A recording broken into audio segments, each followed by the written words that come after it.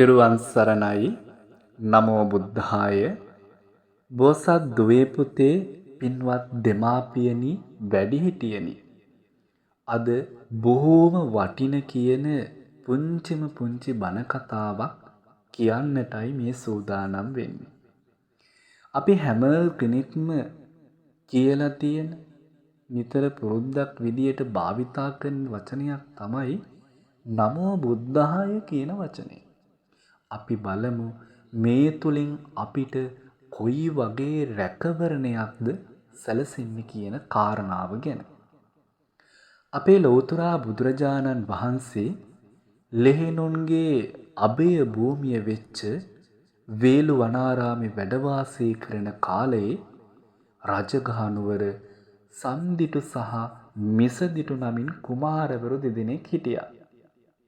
සම්දිටු කුමාරයා තමන්ගේ මව්පියන් කියලා දුන්න පරිදි ස්වාමීන් වහන්සේ කෙනෙක් දුටු විට වන්දනා කරන්න පුරුදු වෙලා හිටියා. නමෝ බුද්ධාය කියලා නිතර පවසන්නත් පුරුදු වෙලා හිටියා. ඒ නිසා මේ සම්දිටු කුමාරයා කොහේ හරි ගමනක් යනවා නම් ඒ ගමනක් යනකොට උදේ අවදි වෙනකොට රාත්‍රී නිින්දට යනකොට සෙල්ලම් කරන අවස්ථාවලදී පවා තමන්ගේ මුවින් ප්‍රකාශ කළේ මේ නමෝ බුද්ධාය කියන වචනය. මේ නිසාම ක්‍රීඩා කරද්දී මිසදිටු කුමාරයා පරදවලා සම්දිටු කුමාරයාට ජය ගන්න පුළුවන්කම ලැබුණා.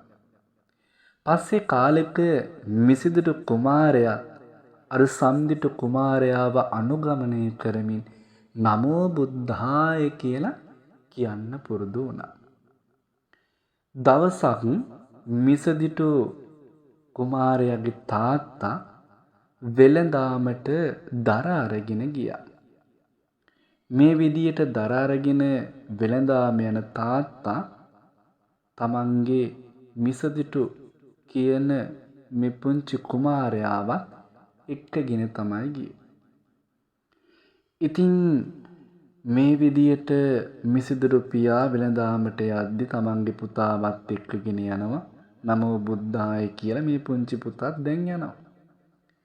දර අරගෙන වේලාසනින් නිවසට එන්න නොහැකි වෙච්ච මේ මිසදිටු කුමාරයා තාත්තත් අතරමඟ තමන්ගේ ගැල නවතලා නිදාගත්තා. මේ නිදාගත්ත ප්‍රදේශයේ පුතේ දුවේ යක්කුන්ගෙන් බහුල ප්‍රදේශයක්. යක්ෂයෝ ඉන්නවා, අමනුෂ්‍යයෝ ඉන්නවා. ඒ වගේ ගොඩාක් අපිට බය හිතෙන අය ඉන්න ප්‍රදේශයක තමයි මේ මිසදිටු පියත් මිසදිටු කුමාරයා එදා රාත්‍රිය ගත කළේ. ඉතින් රාත්‍රියේදී නිදාගෙන ඉද්දි ඔය තැනට එනවා එක යක්ෂයෙක්. යක්ෂයෙක් ඇවිල්ලා මොකද කරන්නේ? අර රාත්‍රියේ නිදාගෙන ඉන්න කුමාරයාගේ කකුලෙන් ඇද්දා. ඒ වෙලාවේ නිින්දෙන් ඇහැරිච්ච කුමාරයාගේ මුවින් පිට වුණේ නමෝ බුද්ධාය කියලා.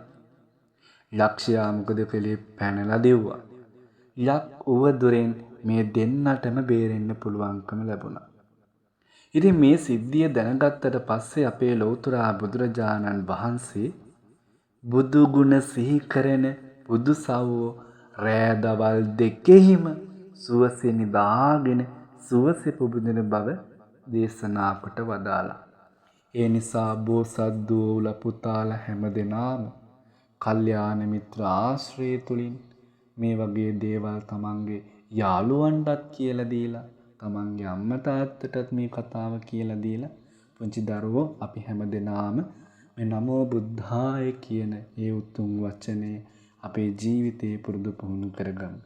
නිදාගන්න යද්දි උදේ ඇහැරෙද්දි ගමනක් බිමනක් යද්දි මේ හැම කටයුත්තකදීම අපි මේ නමෝ බුද්ධාය කියන වචනේ පුරුදු කරමු.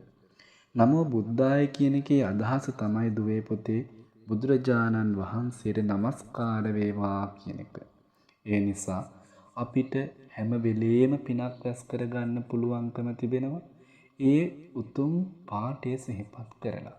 ඒ නිසා අපි හැම දිනම ජීවිතේ පුළුවන් හැම අවස්ථාවකම අර පුංචි කුමාරයාට ජීවිතේ බේරගන්න පුළුවන්කම ලැබුණේ යක්ෂයින්ගේ නමෝ බුද්ධාය කියන වචනේ සිහිපත් කළපු නිසා. ඒ නිසා අපි හැම දිනම සෑම දිනකම මේ උතුම් පාඨය සිහිපත් කරගෙන අපේ ජීවිතයට උතුම් තුනුරුවනේ ආශිර්වාදය ලංකා කර ගනිමු. සියලු දෙනාටම තෙරුවන් සරණයි. නමෝ බුද්ධාය.